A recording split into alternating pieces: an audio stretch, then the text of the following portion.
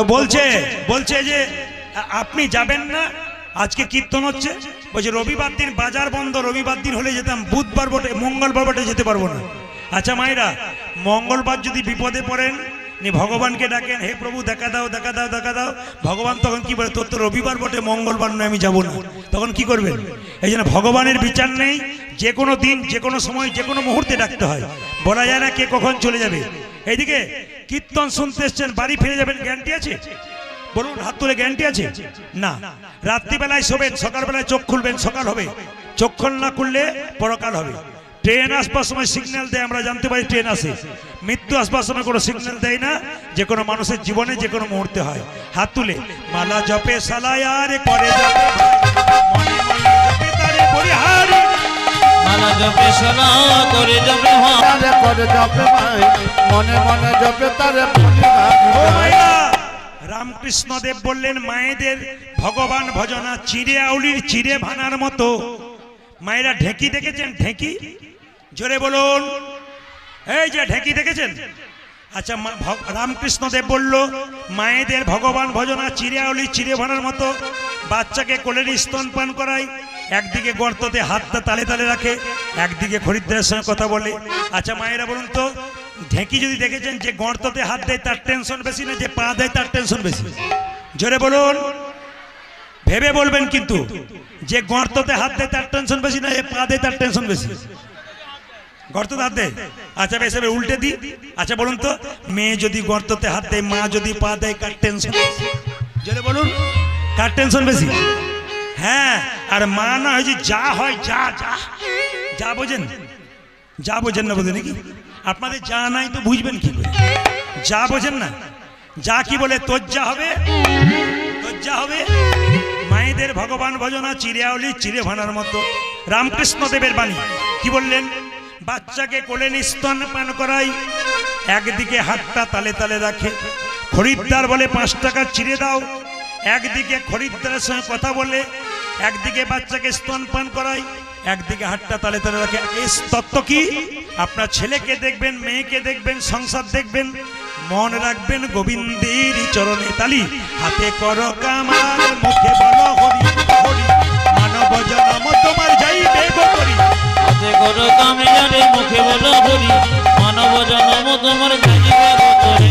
বিল্লমঙ্গল বৃন্দাবনের পথে যেতে যেতে মনে মনে ভাবলো, এই পাপ শরীরে বৃন্দাবনে যেতে পারবো না, একটা নদীর জলে গিয়ে আত্মহত্যা করবে বলে ঝাঁপিয়ে পড়ল। যেই না ঝাঁপিয়ে পড়ল, হঠাৎ করে একজন ব্রাহ্মণ, তার নাম হচ্ছে সৌবিনী মুনি, এই জলে ঝাঁপ দিচ্ছিস কেন? আমি আত্মহত্যা করব। কেন? চিন্তামণি আমাকে বৃন্দাবনে পাঠিয়েছে, পাপ শরীরে যেতে পারবো না। তুই গুরু মন্ত্র নিয়েছিস? না। তবে নে আমার কাছে। সৌবিনী মুনি বিল্লমঙ্গলকে ধরে কানে মন্ত্র দিল, যা, আত্মহত্যা করা মহাপাপ। যতজন দাঁড়িয়ে আছেন, যতজন বসে আছেন, যে ভাইয়েরা দাঁড়িয়ে আছেন, বাচ্চারা দাঁড়িয়ে আছেন, সবার কাছে নিবেদন রইল, যদি সংসারে কোনো বিপদ আসে, তুমি অপমানিত হও, জীবনে আত্মহত্যার পথ কেউ বেছে নেবে না। তুমি চলে যাবে, তোমার ছবিটা দেওয়ালে 2 দিন টাঙানো থাকবে, বাড়ির লোক 2 দিন কাঁদবে, তুমি চলে যাবে, সংসার যেমনকার তেমন চলবে। মায়েদের বলে রাখি, যদি আপনাকে সংসারে কেউ দেখতে না পারে, আপনি সংসার থেকে পালিয়ে অন্য কোথায় থাকুন, কিন্তু আত্মহত্যা করবেন না। শাস্ত্র বলছে আত্মহত্যা করা মহাপাপ। আমি একটা ভাড়া বাড়িতে থাকি, ওই ভাড়া বাড়িটাকে ভেঙে দেওয়ার দায়িত্ব আমার নয়। যার বাড়ি যিনি মালিক তিনি ভাঙতে পারেন, আমি পারবো না। তাহলে ভগবান আমাদের একটা দেহ বাড়ি ভাড়া দিয়েছে, আমরা এই বাড়িতে আছি। নিজে যদি আত্মহত্যা করে দিই, আপনি ভাবছেন আত্মা শান্তি পাবে? না, আপনার আত্মা চারিদিকে ঘুরে বেড়াবে, কোনো দেহ ধারণ করতে পারবে না। ওই জন্য বারবার বলবো, মেয়েদের মনে, ছেলেদের মনে কোনো দুঃখ থাকলে শাস্ত্র বলল 2 জায়গায় বলবে। পাড়া প্রতিবেশী কাউকে বলবে না। 2 জায়গায় কোথায়? একটি গুরুচরণে, একটি গোবিন্দ চরণে।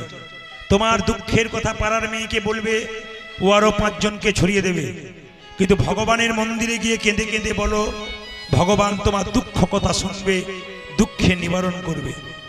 গুরু গৃহে যাও, তোমার সমস্যার কথা গুরুদেবকে বলো, গুরুদেব তোমার সমস্যার সমাধান করবে, তোমার কোনো চিন্তা থাকবে না। গুরু কৃপাহি কেবলম। ওই জন্য বারবার বলবো, মনে দুঃখ যন্ত্রণা থাকলে আপনারা কেউ আত্মহত্যা করবেন না।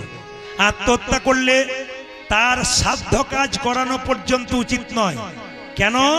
সে সংসারের সঙ্গে বেঈমানি করেছে। একটা 22 বছরের ছেলে যদি আত্মহত্যা করে, তাহলে মা বাবার সঙ্গে বেঈমানি করলো কেন? কষ্ট করে মানুষ করলো, সেই মা বাবাকে আঙ্গুল দেখিয়ে চলে গেল, তাদেরকে ছেড়ে আঘাত দিয়ে চলে গেল। তাই শাস্ত্র বলছে তাদের সাধ্য কাজও পর্যন্ত করা উচিত নয়।